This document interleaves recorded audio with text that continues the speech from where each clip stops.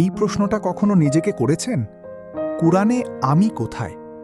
আমরা কুরআন পড়ি, গল্প খুঁজি, বিধান খুঁজি, উপদেশ খুঁজি, কিন্তু নিজেকে খুঁজি না। একজন মহান তাবেঈ আহনাফ ইবনে কায়েস একটি আয়াত শুনে থেমে গেলেন। এই কিতাবে তোমারই উল্লেখ আছে।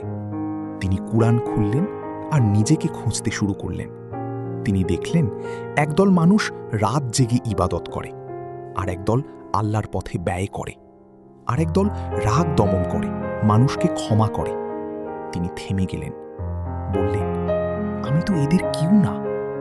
তারপর আরেকটি আয়াত পড়লেন, যারা আল্লাহর কথা শুনে মুখ ফিরিয়ে নেয়। তিনি কেঁপে উঠলেন, বললেন, আল্লাহ, আমি যেন তাদের না হই।